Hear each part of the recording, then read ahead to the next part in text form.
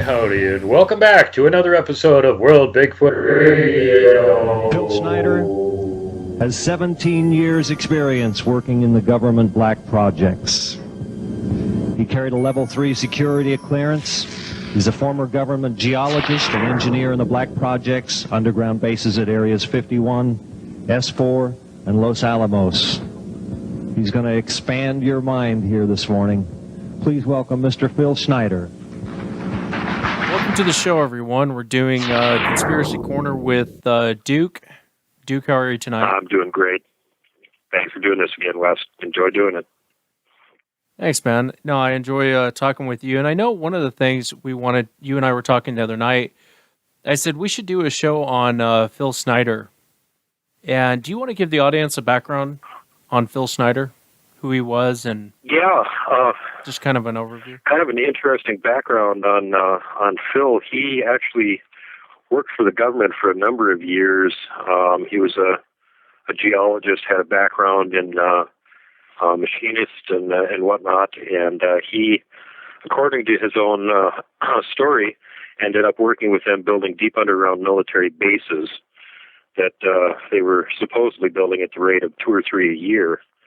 And he claimed that at the time that he was going around making this data public, that they already had 131 of these deep underground military bases just inside the U.S., and they were all connected by tubeways. And he also talked about the kind of machinery that they were using to build these things, and that they actually had the usual boring machine is just a big, like, tube-shaped piece of machine that's got a boring bit on the front of it, the same size as the tunnel they want to make, and it drills out through the rock or whatever, it bores its way through, and then the debris is goes through a series of conveyor belts out through the back of the machinery. The newer one that they were using when he was still working on it, and this was quite a while ago, back in the 70s, apparently they had a nuclear-powered version of it that had a tip on it rather than a bit, and the tip would heat up to about 1,500 degrees, and it would basically melt or deflagrate through the rock, and then the machine pushing through it would push the slag into like cracks in the rock and sort of form a casement right of the vitrified rock right around the machine itself as it continued to crawl forward, so you didn't have to put any kind of truss work or anything to hold the tunnel up. It was basically held up by the melted rock that the machine displaced as it was crawling through it. And Phil ended up getting away from this whole situation because he was working, according to him again, for NATO, building all of these things. And he found out, he got a couple of invites to go to secret UN meetings that were being held, and they weren't at the United Nations headquarters, but at some other location. And he claimed that they had a series of chairs that were set up on a higher level, and after all of the normal people were in the room, that out came marching the people that were going to sit up at these chairs at the higher level, and that they were like 7-foot-tall gray aliens, which is where the whole story kind of takes a real hard left turn and gets really kind of strange. But he went around between 1995 and 96 and did like 30 different public meetings on this, where he was one of the speakers or the only speaker, and talked about this whole situation. It was his contention that the governments of the world have a working relationship with these aliens, and that they're working toward a long-term goal of establishing one world order, and that the aliens want to be the ones pulling the strings. And reputedly or reportedly, this is why he was eventually assassinated, after he claimed that they tried to kill him 13 times before it looks like they finally got him, because the whole thing on his death is just so weird and contradictory. It just doesn't make any sense. So, he was just one of these guys that supposedly did all of this sort of black ops work for the government, and then decided that what they were doing was completely out of line. He was working for the bad guys, and decided that he would try and make amends for it by actually getting some of this information out. I'm Phil Schneider. I spent 17 years in black budget programs, government geologist, as engineer, structural engineer with aerospace applications, self-taught metallurgist, became kind of famous in my own right. I basically would have a set of notes here, but they're unavailable in all this melee. Up here I have different artifacts explaining some of them are alien metals that have been produced both on this planet and the confines of outer space, that are now used in all stealth aircraft. All stealth aircraft, for instance, all black jets, what you're seeing of black helicopters and the like, the skins and the coatings and the residues that are used predominantly in the aircraft themselves, in the airframes and the rotor blades and the fans, and in some cases in submarines, special titanium hulls, in the Phoenix class submarines now. All this has come from alien technology. 1947 is what the public has been told. Something crashed in the backyard in New Mexico, a place called Roswell, New Mexico. Unfortunately, that's what the public's been told. The military's known about the alien question for the better part of 70 years, and they first saw their glimpse of what was going on as early as 1909 in the American Southwest. Now, Army cavalry evidently were chasing some bandits, and they entered this cave. They were holed up in a cave, and what they found in there was flying discs and little gray guys and all kinds of weird things, and they didn't know how to explain that, and they wrote them down as best they could, and it's been in secret archives ever since. And it's up down by the Truth or Consequences area of New Mexico. Well, the alien thing is more than just what I'd call a non-visible threat. We on the surface, first of all information dealing with alien or alien reproduced technology or alien reproduced vehicles or any other kinds of things, well hidden from the American public. Our black budget, for instance, garners $1.023 trillion every 2 years. It's over $500 billion a year. Right now, there are 131 active deep underground military bases in the United States. There's 1,477 of them worldwide. Each one has an average cost of $17 to $19 billion. Each one is built in the site. It used to be it'd take a year to 2 years to build each one, and now they're capable of building a couple of them a year with sophisticated methods.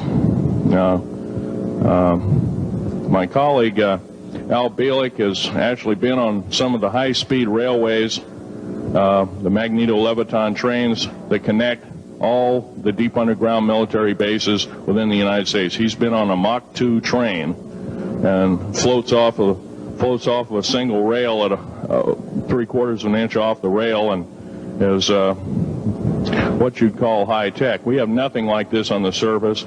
The public basically has been totally lied to. We're considered stupid or even moronic in some cases. It's got to stop. If we're going to gain our country back, we must, and I repeat, must we must instill in our public officials, anybody that goes and does public service, they must tell us the truth. If they cannot do this, then they must be impeached, or they must be removed from office. If this cannot occur, if the truth cannot totally come out, there are reasons for secrecy, for instance, but if the truth cannot totally come out, what's the use in us having anything called freedom? Okay, now I have pictures here that I'm going to show you during the break in artifacts, and I ask you to kind of look at them but not handle them. I have actual crashed retriever metal from Roswell, New Mexico. It's given to me when I was 14 years old. For instance, I've got other things. I've got pieces of this piece of titanium, a special titanium alloy made for everything from the original SR-71 Blackberry. That's old hat now. F-117As, they're old hat now. They're making a whole new class of hypersonic above Mach 5 aircraft that employ extremely modern charged particle beam weapons. They don't even use lasers anymore. Computer enhanced imaging radar, although it's used in helicopters for public surveillance, computer enhanced imaging radar, and in satellite technology. The brand new kid on the block is a kind of infrared technology where a satellite 150,000 miles out in a geosynchronous orbit, or not quite geosynchronous orbit, but these spy satellites can literally look in and see a dime on the floor, say on your kitchen floor. They have a resolution factor of 99.999961. This particular piece of metal, I'm going to drop it on the floor here. It'll kind of ring like a bell. You can't break it. Withstand temperatures in excess of 7,500 degrees Fahrenheit. It has niobium in it. It also has mironite in it, element 123. Yeah, please do.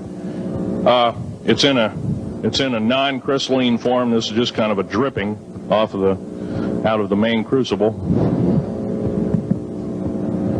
Here's a crystalline example. It's in the scalenohedral crystalline form. We got this from the large grays technology.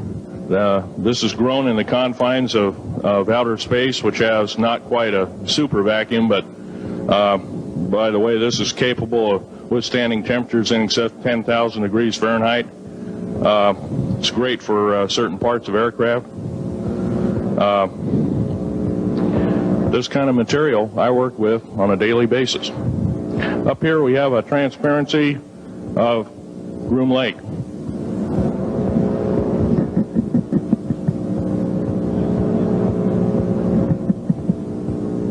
Groom Lake is where the infamous Area 51, S4, S2, a CIA base, it was originally a bombing range, a nuclear test site.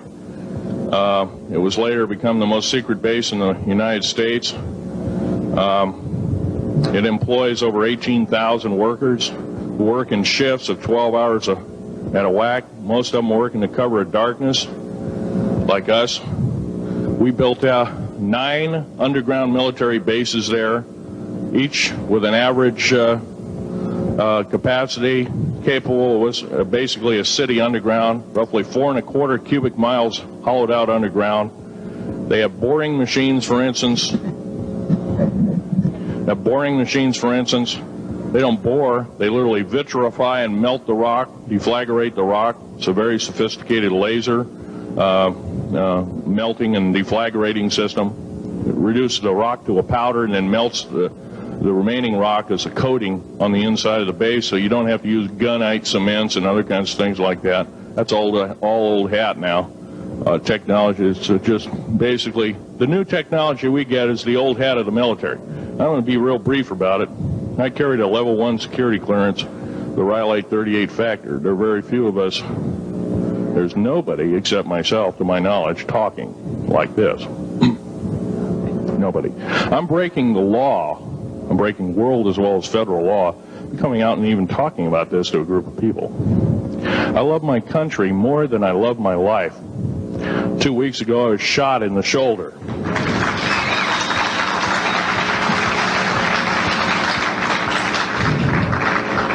I don't want to gore you women out, but I was shot in the shoulder up here. I recently have become friends of a retired FBI agent who took me under the wing. He says, I've never seen a person braver than you. And I said, well, there's more coming. Our patriot movement in these United States is going to pick up the ball, and we are going to kick the parasites out. He has a very impeccable military record. And when you hear him speak, and I'll play clips of him throughout our show here, but when you hear him speak, he's very no nonsense on what he's telling you. And the part that bothers me about the Phil Schneider thing is I've heard that from several people. In fact, I had one military insider, he called them the Dracos. And I said, what is the Dracos? And he said the Dracos is a reptilian alien, and they keep pointing towards this Dulce. I know you and I talked about it on the last show, this Dulce, New Mexico. And I've been told several times to go check out Dulce, New Mexico. There's more than just alien stuff going on. When the locals tell you they saw a half man, half something running around out there, maybe stop and listen to what they have to say. And this is people in the military telling me this. Maybe stop and listen to what they have to say, because they're probably not lying to you. Phil had an interesting, and I'll play the clip here in a moment, but the whole story of him getting attacked, do you want to go into that, how he actually lost his fingers and was opened up like a fish? Yeah, actually, prequel to that, he was in more than one firefight with these things. Previous to that whole situation, he had apparently been lowered down into another same sort of situation where they were drilling a hole straight down that they were then going to use to make connecting cross tunnels on, and either bore or blast the material in between that they wanted to get out of there out. And they had bored into a cave. And so, of course, they knew that the bore bed had got into some opening, so they took him in the basket. And apparently these bores are about 6 feet across, so it's big enough to put a human in a basket and lower him down. And, you know, that would have had to have been fairly terrifying, because they weren't making anything that was closer than a mile to the surface. So imagine being in this rickety metal basket, being lowered down there. You're the first guy going down. And when he got there, he said it looked like a natural cave, and he got out, walked around a little bit. The air quality was horrible. And he had his flashlight going, and he saw something that he thought moved. He went around this little corner in the cave, and he was face-to-face with an alien, what he called an alien, again, like a 7-foot gray. And he claims at that point that he pulled his pistol out and ventilated the thing and got the hell out of there. Now, later on, he was working, getting back to Dulce again, the Archuleta Mesa. They had already built a military base in there, and they were planning on building a second one. And when they were digging the boreholes down into the second one, same thing happened. They came out into an open space. And backstory on the open space is that apparently the government knew all about it. It had been a base that had been constructed a long time previously, and humans and aliens were using it. And at some point, the aliens decided that they just wanted to use the whole base and basically kicked the humans out and took it over. The government was well aware of the fact that it was there before they let the crew go ahead and try and dig tunnels down into there and build another base there. So what their actual motivation was is beyond me. But again, they hit the same problem. There's an open space. What the hell's going on? Phil, go down there and check it out. So they put him in a suit, and for protection from environment and whatnot, load him down there in a basket. And this time, when he came out, there were supposedly 2 of these gray aliens there. Having already had a previous experience with one, he grabbed a clip, slapped it into his pistol, and took some shots at the first one, which he claimed had killed it. They're mortal. They do die. He killed one. The second one had this little box-shaped device on its chest, and it like waved its hand over this, and what seemed like some sort of a massive electrical discharge along the lines of a lightning bolt hit him, burned off a bunch of fingers on both of his hands, and opened them up from below the sternum all the way up to the neck, as he said in his own words, like a fish. Now, at this point, he was down for the count, but they had already started lowering down other people behind him and apparently expecting something. And they had a military contingent that he didn't understand why they were even there. They had showed up a couple days previously. And these guys came down the bore and had a huge firefight with these things, during the course of which he claimed 66 people were killed, 44 of which were American service people, special forces, black and green beret, and 22 foreigners also were killed in this firefight. And this was in 1979, and it set off what he claimed was basically a sort of a secret war between us and the aliens that's been ongoing ever since. And so at this point, he decided that people really needed to know about this. The situation was just really out of control. And he still wasn't willing to come forward and talk about it. It was actually his friend Al Bielek who kept bugging him over and over and over again to come forward and start getting some of this information out, because he wasn't in the Navy anymore or anything. And he also had told Al that during the course of this going on that they had visited him a number of times and basically said, why don't you come back to work with us? You shouldn't be talking about this. You've caused us a lot of trouble, and knock it off. At which point he said no, and they apparently started trying to assassinate him. Now, at the point where he finally did die, he claimed that they had tried to kill him 13 times already. So it kind of makes you wonder what, if his story is true, what exactly they were thinking when the government just let him go ahead and drill a hole in there. Maybe they were thinking they'd take the aliens by surprise, and that's why they had the military there to go down and wipe out the remainder of them, and they could take over this old base again. But, there's just no way to know. In working with the black projects, I was very loyal. I was picked because I was very strong mentally. There's a bunch of us that were picked because we don't crack under pressure. We don't freak under pressure, so to speak. Everyday events don't bother us. Now, I was involved in something very controversial, almost totally unbelievable to most of you. Some of you are religious people. I think all religions have a time and a place, and they definitely have a place in America. Now, another thing I want to reach to you is that during the unbelievable part, I was involved in building another base inside of Dulce, New Mexico, which is Los Alamos Laboratory. It's a biological laboratory. On the southwest part of the Archuleta Mesa, we built an underground facility, a better part of 3 cubic miles hollowed out underground. Then to the southwest of that, we were in the process of the early stages of building. We drilled 4 large tunnel-like holes. Some of them ran 2.5 miles under the surface. Number of the original wells or drilling machines that were used were at the rate of 2 miles a day. It was fairly rapid. The equipment kept coming up broken. So we wanted to go down, we wanted to send somebody down there, a human observer, or human observers in this case, to find out what was going on. Well, to our total surprise, first of all, the government knew all about it. They didn't tell anybody. When I saw Green Beret and Black Beret people encamped inside of our geologist camp, I knew something was up. The gig was up. First of all, I knew all about the alien agenda. I'll explain that in a few minutes. The large alien grays had been encamped there for as best as believed possible about 400 or 500 years. Had been one of their internal bases. And we'd drilled holes right on top of it.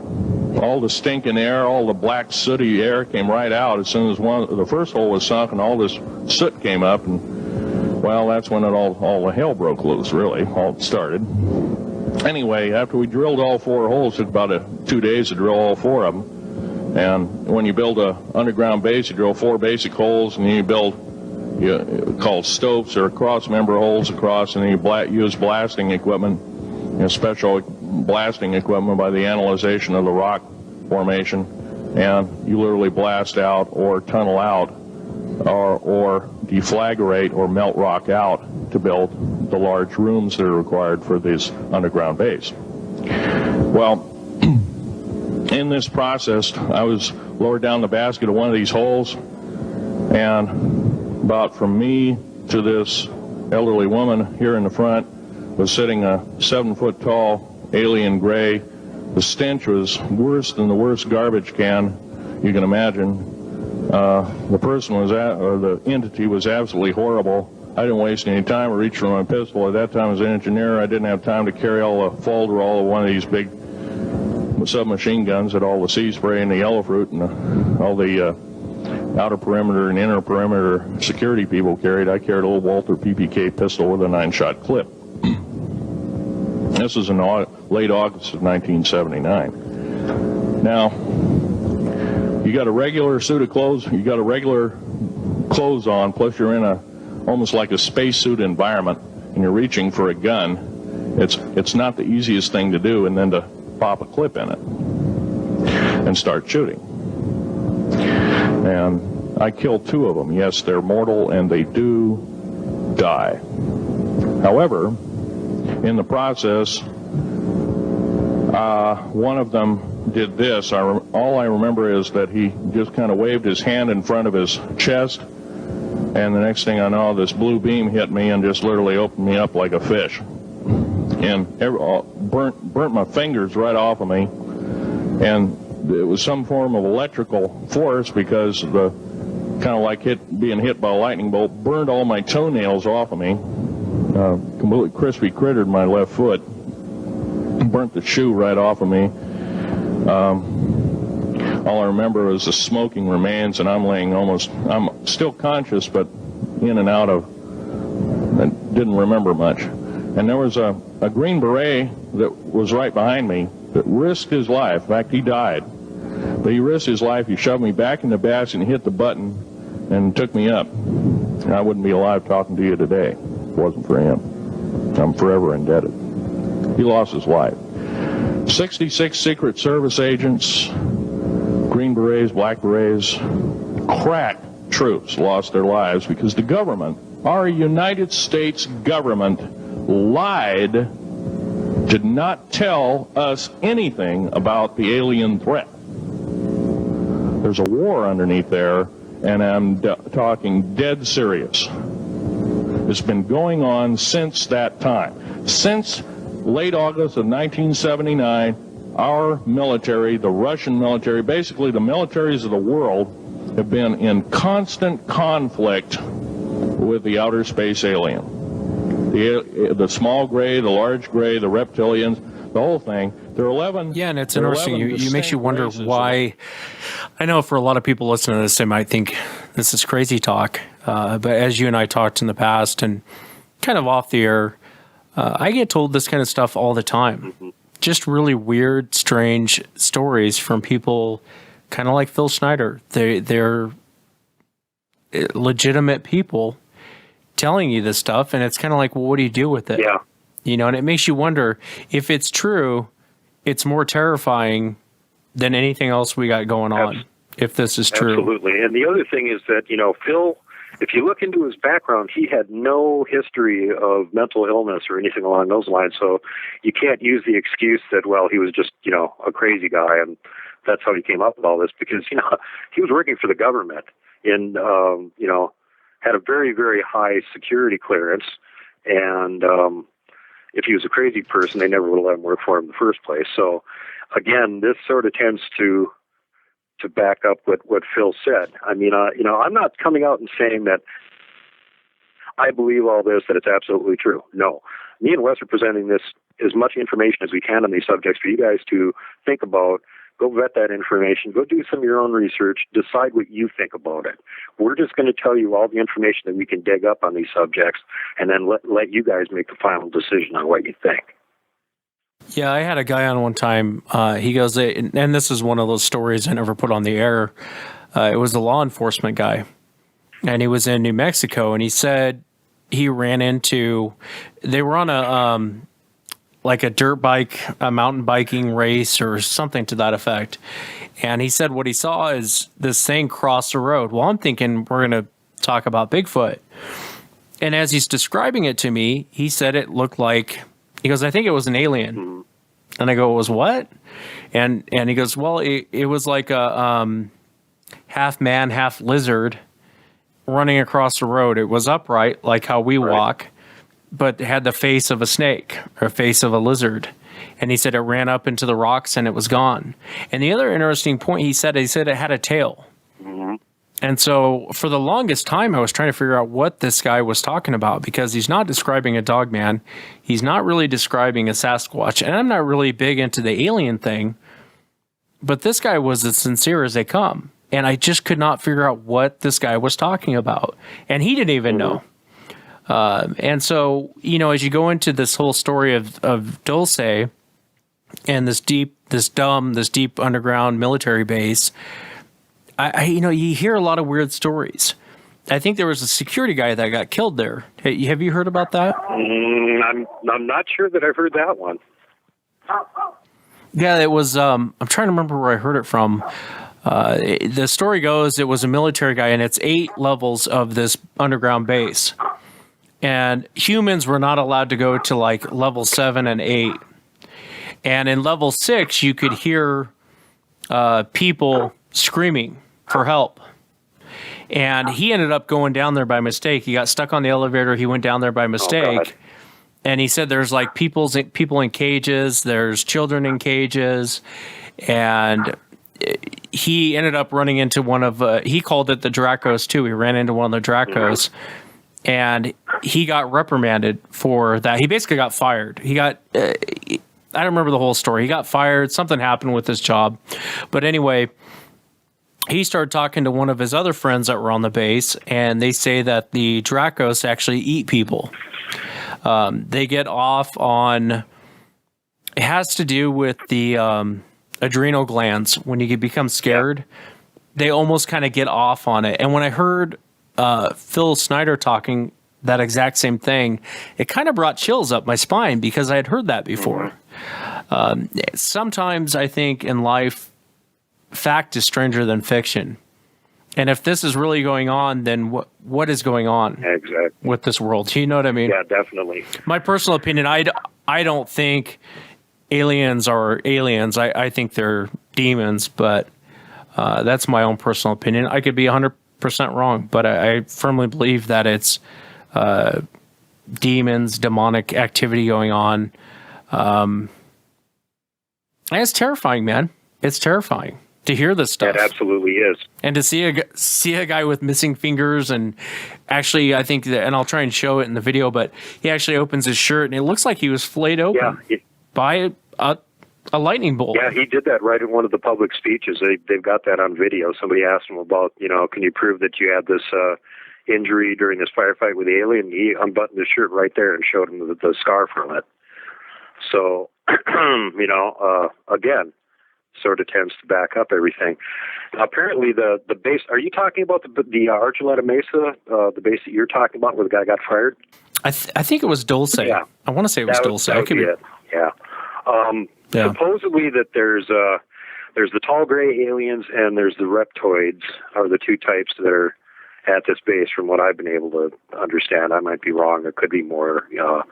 But from what I've heard about the Greys, yes, they do like to predate on humans, and they actually make a sort of a drug out of their adrenal gland that they call adrenochrome that they get high on, and which goes right along the lines with the same thing with the reptilians, who like to have the humans that they're going to eat be extremely terrified before they eat them, because apparently they like the taste of the meat better that way. And I can state from from personal experience that I've had meat from a slaughterhouse where they were not very careful about not terrorizing the animals before they delivered the death blow to them.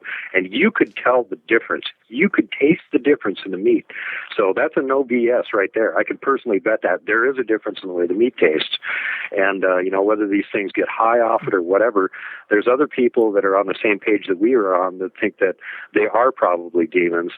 And they think that these things actually can derive sustenance from negative emotion in some fashion.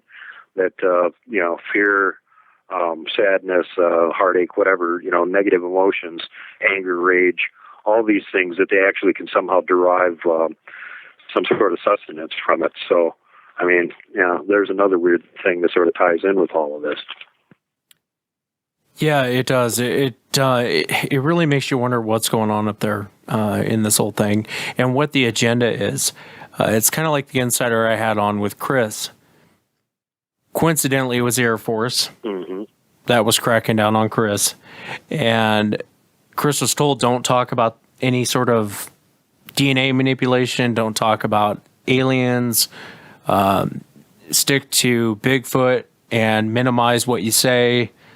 And, it's just shocking to me. I think one day these things are going to pop up and everyone's reality is going to be shaken to the core.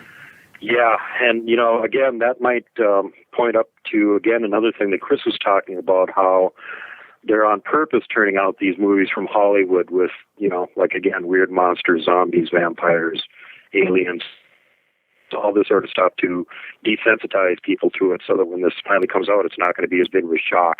It won't be this huge culture shock. There won't be people freaking out, hopefully. I don't see how they think that's going to happen, but this is the way it was presented to Chris anyway.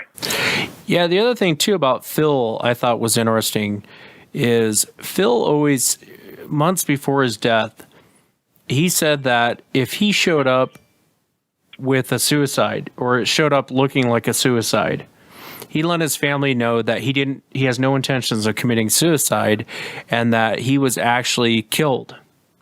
And when he died, they claimed it was a suicide. Mm-hmm. And he didn't live that far from me. He only lived, Phil Schneider, he lived in Lake Oswego, which is a 20, 30-minute drive from where I'm at. And his wife had mentioned, because in some of these videos that I've been showing throughout this interview, some of these videos, he actually will hold up different objects, different elements, different pieces of metal. And he'll say this was on this jet, or they've created this metal, they grow it in space, and it withholds X amount of degrees of fire, or under a flame, it won't burn. And she said all that stuff disappeared. Mm-hmm. So here's the guy that quote unquote commits suicide, and then all of his evidence coincidentally disappears too as well. They're really cracking down on and people need to look into this Phil Schneider guy, because like I said, his military record is impeccable. His service to the country is impeccable. There's no reason for this man to lie. No. None. And I think he actually took a lie detector test, if my memory serves me right, and he passed with flying colors. Yeah, I can believe that. If you want to go a little bit more in depth, this might be a good point to talk about the situation surrounding his death. He was actually divorced. He was not with his wife at the time, so there wasn't anybody else there in the apartment with him. Supposedly, the only person that could have come into the apartment was from somebody from elderly disability services that was supposed to have a meeting with him. But apparently by the time the landlord called and the police showed up to take a look and see if he was okay, he had already been dead for 3 or 4 days. And don't forget, he had already said that they had 13 attempts on his life prior to that, and if he came up dead, it wasn't a suicide.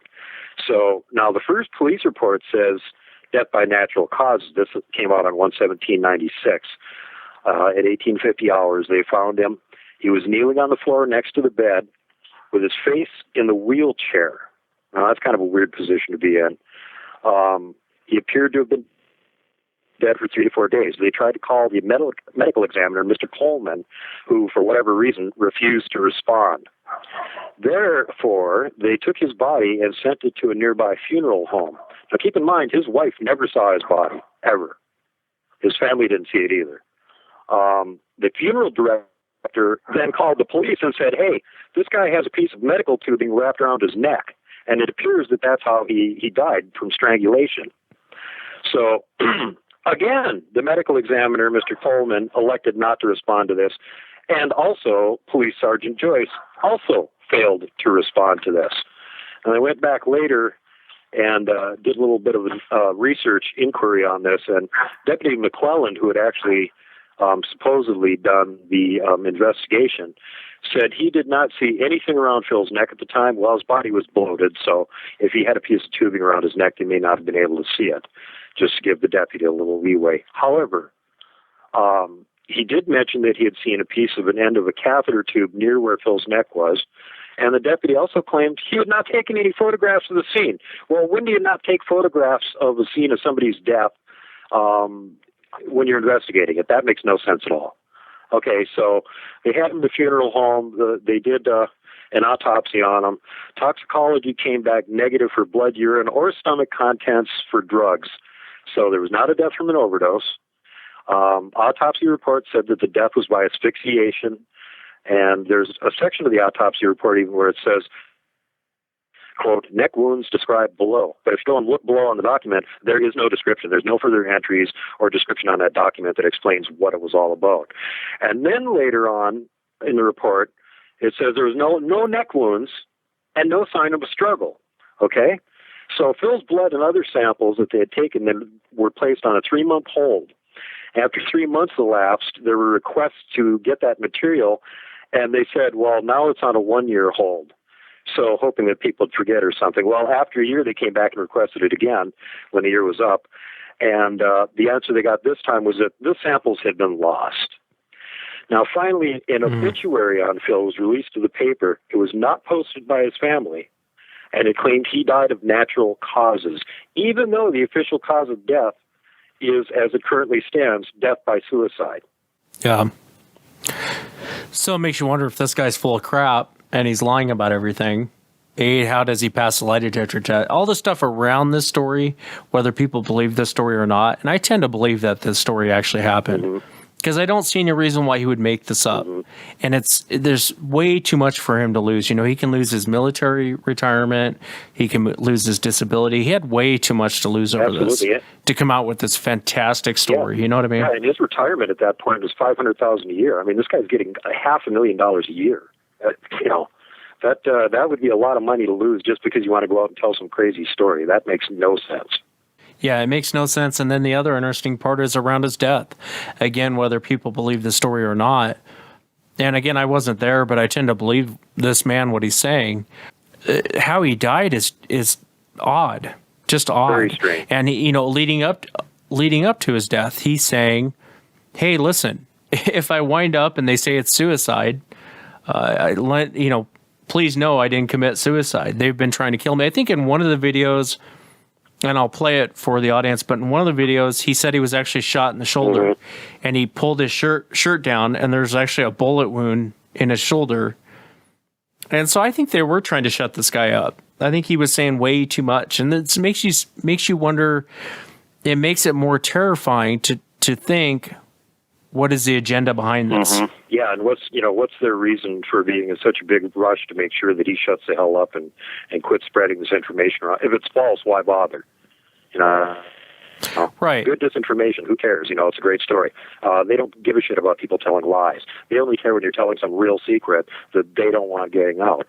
And the other thing that's interesting here is that he was fairly close to Al Bielek and had talked to Al a lot, behind the scenes, and mentioned that he had a whole lot of really interesting paperwork at his apartment. Well, after he died and they spirited his body away, and next of kin and whatnot came over to collect his effects, there was no paperwork there. That was all gone. Yeah, and that's what I mean. If this guy's story is so crazy, and then why go after him? It's such a crazy story. If you didn't have all this other stuff around this story, and he just told this wild, crazy story of this gunfight he had with aliens, I think most of the general public would look at it and go, this guy's insane. Yeah, absolutely. But when you start looking at the details around the story, take the whole alien story out for a moment. Just listen to the details around what's going on with this guy. It makes his story more believable, to me anyway. Yeah, it does to me too. Again, the military will not, or the government, they won't silence people that are just telling fairy stories. They don't care. The only time that they're interested in getting rid of somebody is when they're telling actual real secrets that they don't want vetted. And apparently, if you believe what Phil was saying, that it appears to have been what happened in this situation. Okay. Back in 1954, I'll give you a quick overview. There was the created 1954 treaty where Eisenhower signed a pact with the known alien species of the time. There were 3 at the time. And said that we're going to deal in high technology, but you can take a few head of cattle and a few human beings and you can experiment on them. It's unthinkable. It's stuff straight out of the Nazi death camps, and I'm kidding you not, it's plain BS, and it's got to stop. Now, the created 1954 treaty had been violated. After the great firefight, the alien-human war, I am the only living survivor talking about it worldwide at all. Only one. The other 2 are in nursing homes in Canada, and the Canadian government refuses to allow any U.S. people, including myself, to talk to them because they are afraid of kidnap. Probably the reason I got shot to pieces and 11 attempts on my life is I am a direct threat to the entire system. The New World Order, the alien agenda is one and the same. It's world takeover and the decimation of the population of this planet. Now, I'm going to tell you something a little bit different about the alien species. The bad news ones, there are 9 races of alien populations. To look at a human being as a bag of food. They're not cannibals. They don't eat the flesh and the bones and all that kind of stuff. They use the glandular secretions of animals and human beings as a mixture of the vitamins for their food. They get high off of our adrenal gland substances called adrenochrome. It's something like cocaine to them. Now, what can we do about it? Right now, if we do nothing, we can do nothing about it, and it'll continue to go on. Basically, we'll be led in the dark, and you'll keep seeing more and more people disappear. Right now, there's 100,000 children totally unaccountable through FBI archives, cannot be traced anywhere. They haven't been murdered. Nobody's ever seen them. I think they're hauled underneath in some of these bases, and they are summarily done away with, and they are literally eaten. Now, that is a scary thing indeed. And I'm not asking you to believe me in toto. I am asking you to seriously do enough homework that you can go out in through the public record, through the congressional records, find out who's voting for what, and go from there.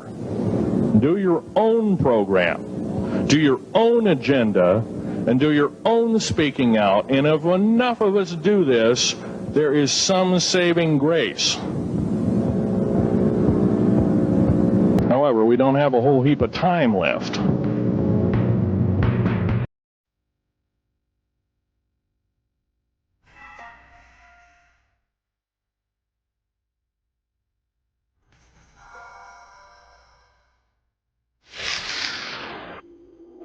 The question of has it been kept secret, or how could it be kept secret? It hasn't been kept secret. It's been there all along. But it has been the subject of disinformation in order to deflect attention and to create confusion so that the truth doesn't come out. Disinformation is simply another method of stonewalling. And that's been used consistently for the last 50 years or so.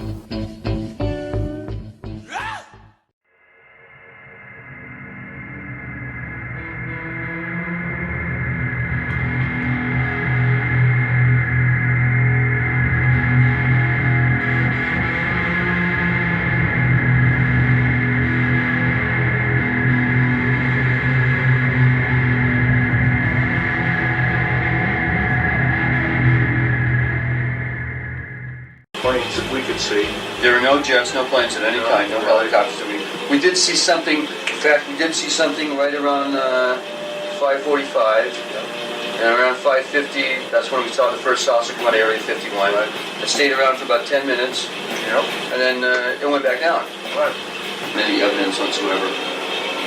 We'll let you know. We'll call George even. Let him know.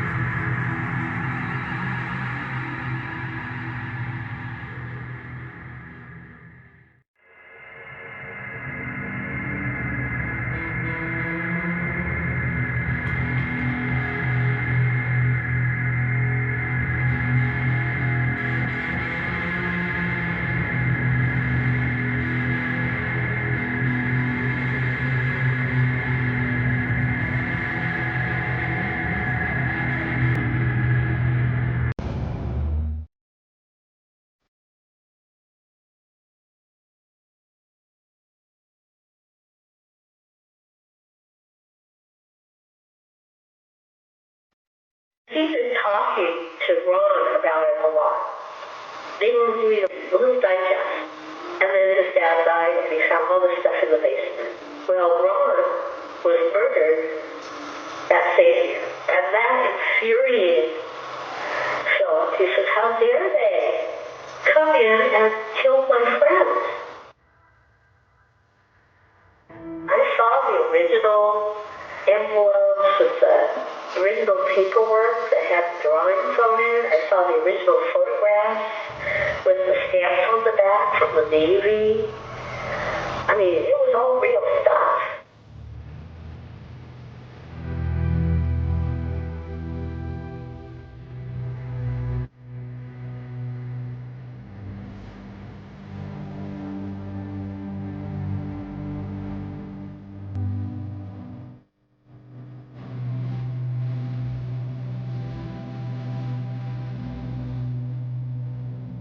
Author Ron Rummel was about to publish a book revealing what he believed to be the real purpose of the Star Wars project when his body was found here in Maclay Park in Portland, Oregon. His death was ruled suicide, but few agree with that verdict. As far as the police and the FBI are concerned, it's case closed. Unfortunately, there's the shocking thing that his murderer, I believe his murderer, is still out there at large. Why is it you're speaking out? There have been enough lives taken under the premise of suicide when they were actually very stable individuals. They had families and they had lives to look forward to, and they had every reason to live. And if there is some form of conspiracy out there, then the more people that are talking might end up saving lives in the long run. Over a period of time, I became well acquainted with him. I found him to be a person of integrity and honesty.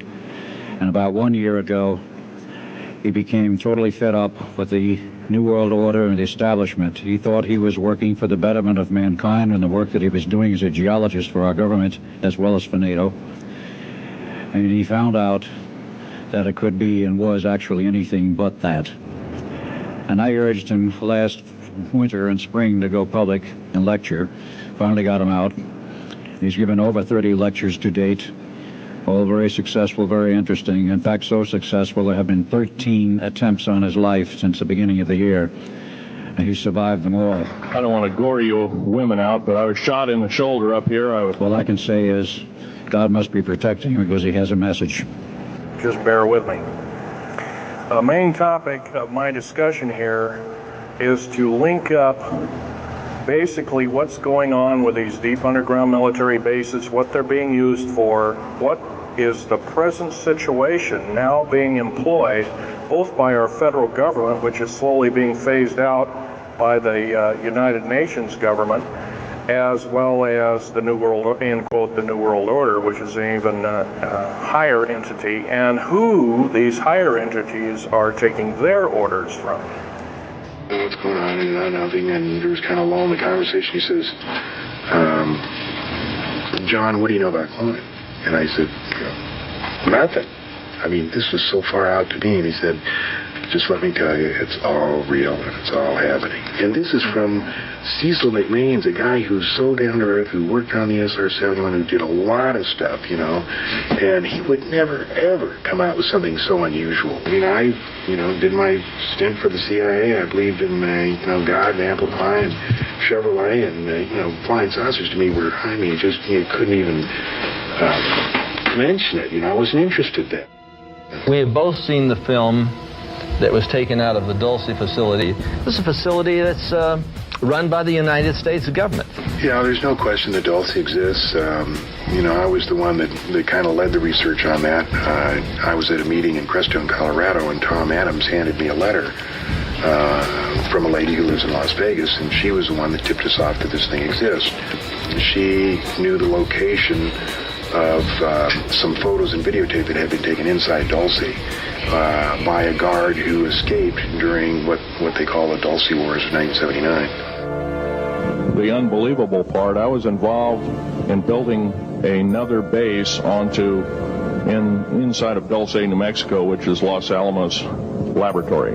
It's a biological laboratory. When I saw Green Beret and Black Beret people encamped inside of our geologist camp, I knew something was up. The gig was up. And about from me to this elderly woman here in the front was sitting a 7-foot-tall alien gray. And the other thing is, they're not only building underground bases, they're building undersea underground military bases. And if you've got some kind of aquatic humanoid working for you, how much easier is that going to make the whole job? A lot. Now, The reason that I think they were so up in arms against Phil was because he mentioned that the reason that he came out and talked about this is that there was basically a two horrible part plan. One is the New World Order, the globalists, the elitists, whatever you want to call them, trying to get all of the governments on Earth to work together and create a one world government. And but the part that Phil was really up in arms about is that it wasn't our idea. It was the aliens that were pushing for this, and they wanted to have ultimate control of everything that went on here through their puppet humans that were, pretending to be the leaders of these countries and pretending to make the decisions, when in fact they were not. Just for the Bigfoot people out there, I should mention that the first time that Phil ever spoke in front of an audience about this was a closed meeting. It wasn't open to the public, and it was over in Oregon in front of a group called the Western Bigfoot Society. So there's your Bigfoot connection, but very, very slim. Really? That's interesting. I didn't know that. And, and the other thing, that like you bring up here, how far is the Skinwalker Ranch from the Archuleta Mesa? You hear a lot of the same sort of things coming from there. Yeah, and the other thing, too, is it goes back to what Chris was saying. With when they unleash some of these DNA experiments, the best places they do it are in poor areas and around the Native American reservations, because no one's going to believe some poor hillbilly living up in the mountains. He ran into a half man, half something. And then the Native Americans, most people, I hate to say this, but the general public, just think they're a bunch of crazy people with their old folklores and their old ideas. And but I'm telling you have to stop and really listen to what some of these people are saying. And I guess for me, I become desensitized to it because I've heard it in the past from other witnesses I've spoken to, where they've told me this off-the-wall, crazy alien thing they ran into, or half man, half something they ran into. And then I talk to these government insiders, and they kind of give you the breakdown. They'll give you little bits and pieces of information. And then you listen to like what Phil says, and it kind of puts it all together. And like I just said, man, it's terrifying that the New World Order, if you said that 20 years ago, people thought you were nuts. Right. Today, it seems more plausible. Less people laugh at that than they did 20, 30 years ago. Yeah, exactly. Well, as far as the the disposition of the base there, we might as well give a little info on that because they had, like I said, already completed the one. They were working on the other one. And the timing here is interesting because when did all these weird sightings start and the whole Skinwalker Ranch start? Now, according to Phil, this first base was completed and all this stuff started up in the 70s, probably early 70s. So by the mid-70s, there would have been people around that area seeing weird things. And isn't that right about when that stuff started happening? I think it was. I think it was mid-70s. And again, this once again backs up, what Phil had to say. And according to him, the Dulce base, the original one that they had that's supposedly still there, has 7 levels to it. There might be 8.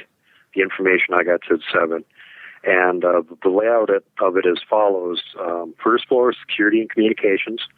Second is human staff housing. The third is executive offices and laboratories. Now, below the third floor, humans aren't supposed to go. So the guy that was telling you this other story, that jives completely with the rest of this information. Fourth was mind control experiments, and apparently some human technicians and alien technicians were both working together on this. Some of the humans actually had access to level 4. Beyond that, none of them did. 5th level was the housing for the alien greys. 6th level was genetic experiments, and 7th level was cryogenic cold storage. So did this guy say he went down to the 6th level? I can't remember if he said the 6th or 7th level, and he could hear. No, it was they could go down. I believe he said to the 6th level, and the 7th and 8th level. He said from the 6th level you could hear people screaming. I think he went down to the 7th level, 7th or 8th level by mistake. Good God! And there was people in cages. There was kids in cages, and that's disturbing too because Phil brings that up. He says there's missing kids and there's missing people, and this guy was saying... According to Phil, the numbers are 18,000 aliens and 20,000 plus humans that are there, either in a capacity to work with them or as slaves that are being used for medical experiments. So... You really hope this stuff isn't true. You know what I mean? My gut tells me it's probably true, but my heart tells me I hope it's not true. I hope it's not going on. Me too. I really do. If this is true, it's one of the most horrible things that possibly could end up being true.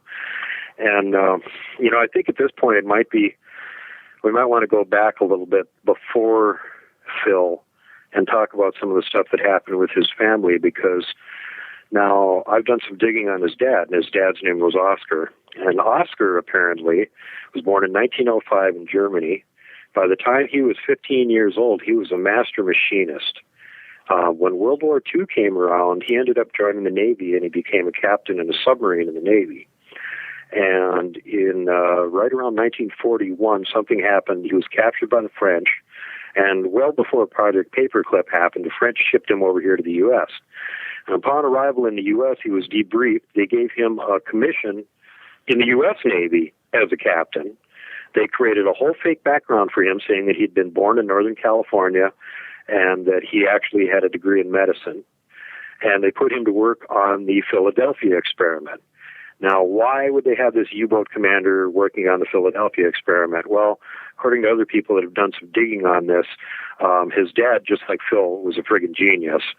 And he actually knew a lot about mathematics and computation specifically relating to time. And apparently the Nazis had a big program over there, which may have been related to the Bell, where they were trying to figure out a method to move objects and presumably people through time. And part of the Philadelphia experiment had to do with that. Although they weren't trying to do time travel, they were trying to figure out a way to basically cloak or render invisible an entire huge ship or something along those lines. And part of the experiment had to do with the time distortion that was causing it. And, if you want more information on the Philadelphia experiment, plenty out there. You can go look that up. But at the time, shortly before his father died, his father told Phil that, no, I'm not Jewish. We're not from America. I'm actually from Germany. I was a U-boat commander, and that's where the family came from.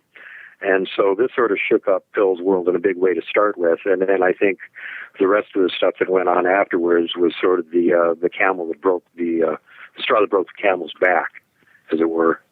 Phil, he was pretty good friends with John Lear and some pretty high up people.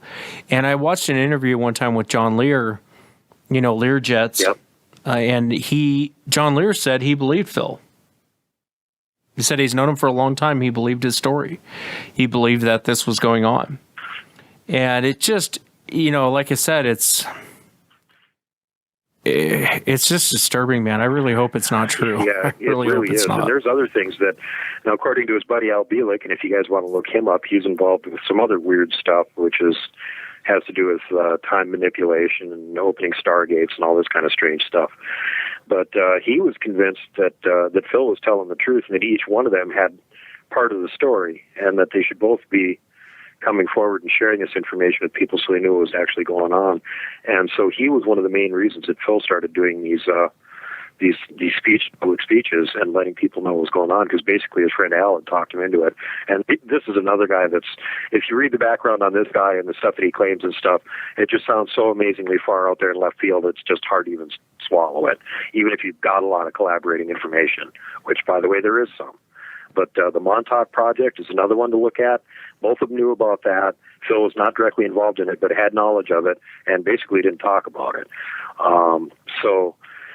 This is like, again, when you open up the story on Phil, you open up a whole can of worms, and it can go in all sorts of different directions depending on what you want to research on it. Yeah, and a guy like Phil, what do you do with him when he's talking too much? Yeah. You're going to take him, you're going to bring him in and have a tribunal or take him to court, or, you kill him is what you do. You get rid of him, because all that other stuff draws way too much attention. And it's too bad they killed this guy. It really is. I'm convinced they killed him. I pretty much am too. Just if you look at the circumstances of his death, it's so suspicious, and they contradict themselves over and over and over again. And there wasn't a proper investigation done. The family never got to see the body. My God, if you want a perfect situation for an assisted suicide that was not by choice, there it is. Yeah. Sounds like cops are coming for you. They're coming to get me. Well, the other thing that I thought might be interesting that we should probably bring up over on this whole subject is one of the reasons that me and Wes both think that the aliens, and correct me if I'm wrong on this, are not what they pretend to be, is because they've been caught lying over and over and over again. If you remember back in the early 50s or late 40s even, when these saucers first started showing up, and there were people that were actually having supposedly encounters with these aliens and whatnot, one of the first groups that they met were called the Tall Nordics. They looked like big blonde humans that were, like genetically perfect or something. Sounds like Hitler's breeding plan. Anyway, they claimed that they were coming from Venus. Now, back in the late 40s and the 1950s, we had no way to vet that information. Nowadays, according to NASA, if you believe them, we know that there's a cloud cover over Venus. It's a global warming situation gone mad. The surface temperature is like 800 degrees. Nothing could live on the planet. Okay. So as soon as we found that out, the Greys, now that we were supposedly in communication with, told us that they're from Zeta Reticuli. They're from an entirely different star system, which is further away, unvettable at that point. Now, again, we got more information on this, and it's starting to look like us that that's not true either. So what's the latest story? Well, the latest story is they're claiming they came from the Andromeda Galaxy. And that's too far away for us to be able to take a close-up look to know for sure if they came from there or not, ever. The other thing that ties into this is the Nazis during World War II. It's well known that some secret societies, Tula being one of them, but they also had another group working with them called the Vril. And the Vril were this really weird secret society that were probably the only ones on Earth that had all women leaders.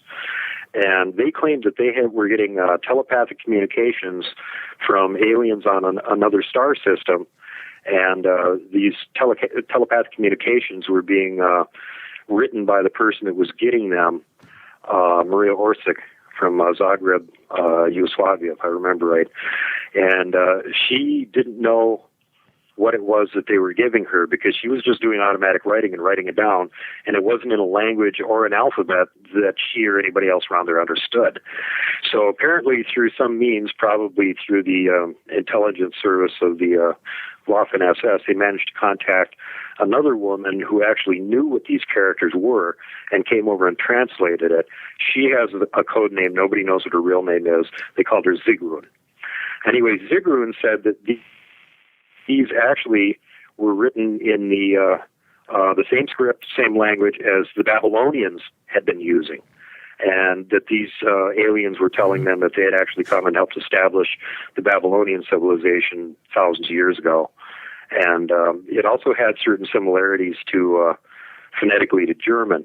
So they managed to translate this information, and what it was basically blueprints or an explanation on how they could make a sort of a generator that was unlike any of the internal combustion engines or anything that we had at the time, that would practically run forever, and as side effects could basically warp reality, create its own little bubble of reality around it. So you could go at like 3,000 miles an hour and make a right angle turn because you're not being affected by the Earth's gravity. You had your own little gravity reality bubble around you. So this would explain why the flying saucers could do all these crazy maneuvers that no human could possibly survive if they were inside of it. And apparently, according again to the rumors circulating around World War II, the Vril had one up and running before World War II had gotten very far, and they didn't want to share this information with the Nazis. So the Nazis had their own unit of the Waffen-SS, I think it was Unit 4, that was actually working on this, and they were trying to do the same thing. By the end of the war, they actually had a couple of these things that were functional. They even claimed that there were sightings by the German troops and the Russian troops of one of these things floating over the battlefield during the Battle of Kursk, which for military people know this is the hugest tank battle that ever occurred in human history. There's like 3 million people involved in it on both sides. And just, unbelievable horror went on for days before the Nazis finally bogged down and had to give up the effort and withdraw. But there's, still blueprints and drawings and stuff of these things floating around, claiming that the Nazis did in fact have this technology by the end of the war. They just didn't have enough of it and enough of the material for the engines to make enough to be worth anything to help with the war effort. And that sort of jives with the what do they call it, the Swallow, their operational jet fighter that they had at the end of World War II. Those things were awesome, and they could go like 150 miles an hour faster than the fastest Allied plane could go. But they didn't have very many of them.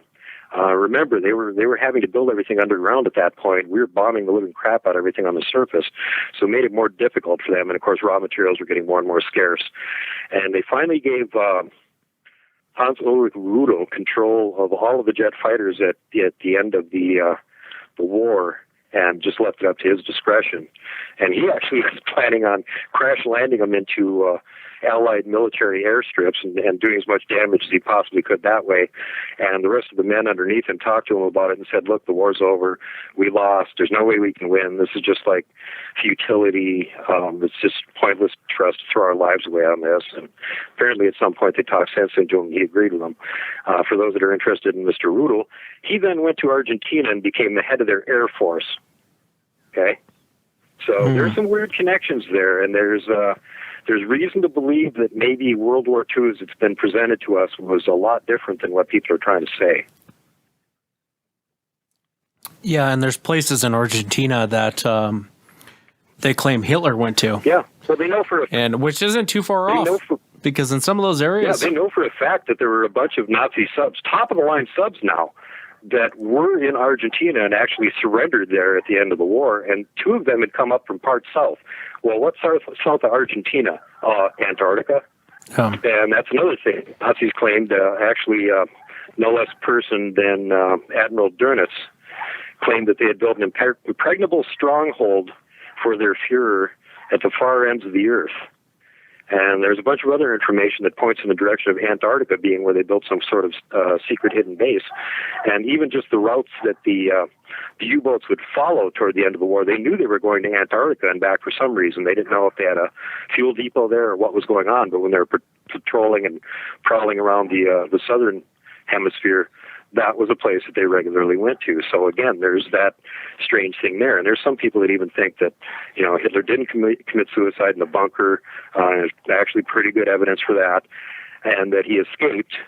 Hanna Reich might have been the one that flew him out of Germany in a Chrysler Storch, because she did land right next to the bunker shortly before he supposedly committed suicide. It was crazy, but she was a crazy pilot. And so, there's some that saying he went to Argentina. Maybe he did. And there's some that saying he went to Antarctica. Well, maybe he went to Argentina first, then Antarctica. But, that's neither here nor there. But the point here being that a lot of this stuff just doesn't jive.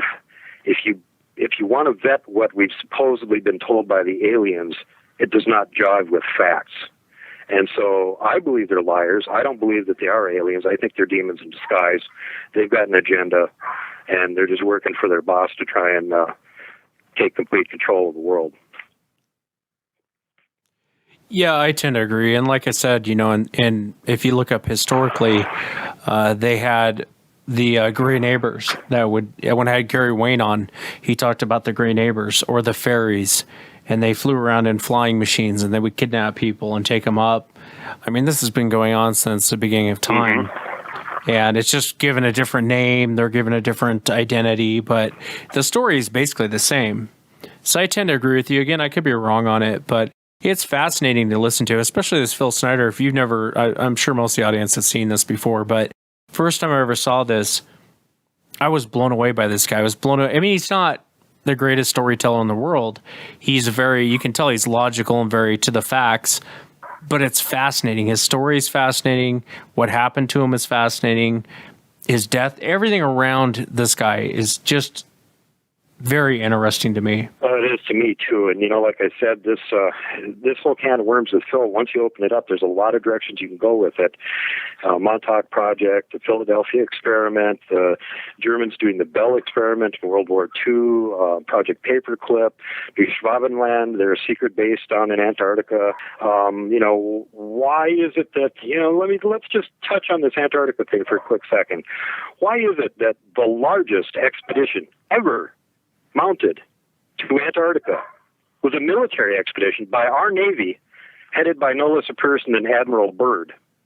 And they were supposed to be down there and doing scientific research. Well, why do you need a whole flotilla of Navy ships, including an aircraft carrier and a submarine, to go do research down there?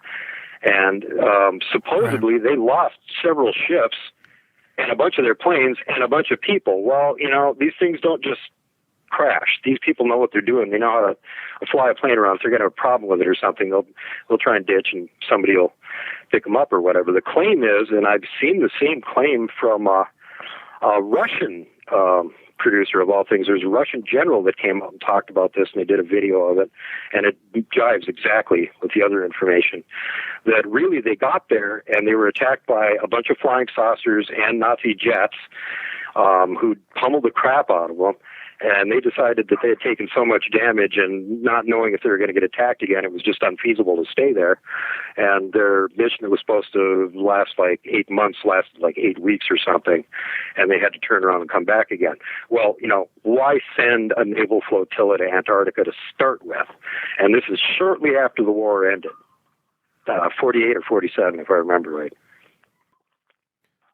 Wasn't Operation Paperclip, wasn't that where they were taking Nazi scientists and saying you're American now? And wasn't that what Paperclip was? Yeah, that's exactly what it was. We were trying to scoop up all of the Nazi scientists that were really involved in all this spectacular high tech that the Germans were coming out with at the end of the war, and get them over here before the Russians nabbed them. And then, of course, they would have the technology and could conceivably use it against us.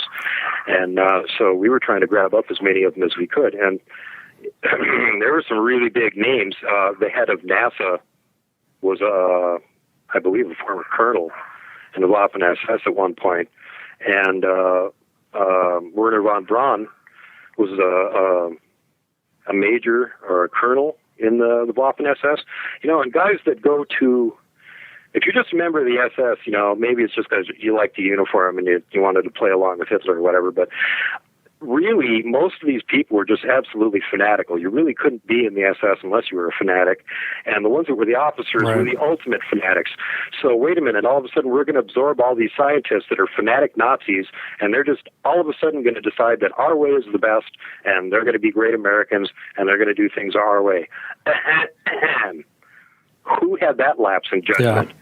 And the other scary thing about Project Paperclip that a lot of people don't know about is that General Reinhard Gehlen, who was in charge of the whole intelligence wing for the Nazis that was in Eastern Europe, so it'd be basically what became the Soviet Union afterwards, and in Russia, was absorbed into the CIA wholesale.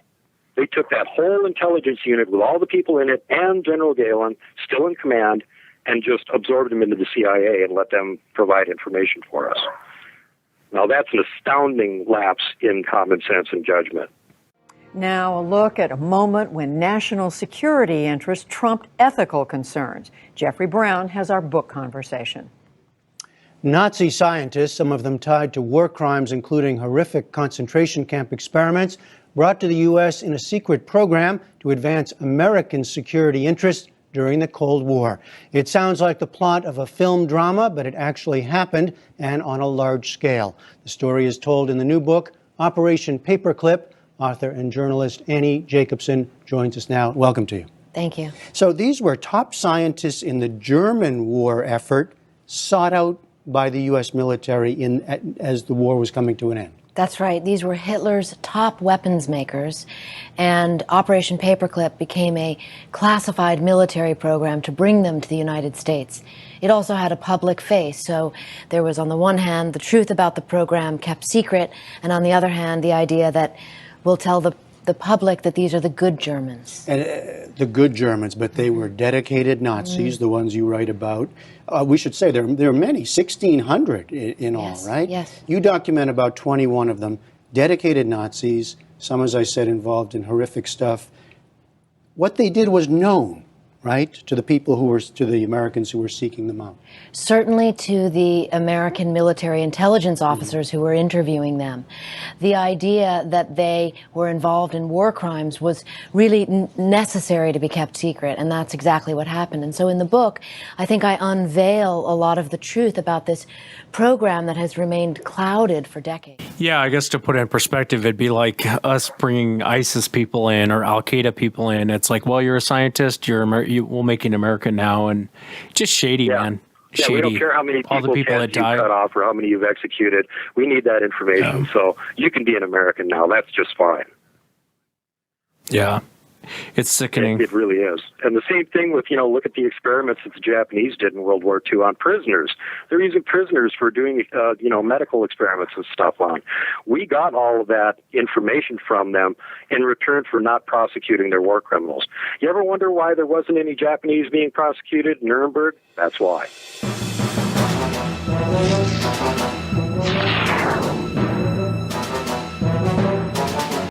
Everyone. Safety first, last, and always. Pay it forward. Don't be mean to people if you don't have to be. Don't flip off the mountain giant. Don't poke Dogman with a stick. Don't punt the puck, would you? And for God's sake, whatever you do, do not hug the Wookiee.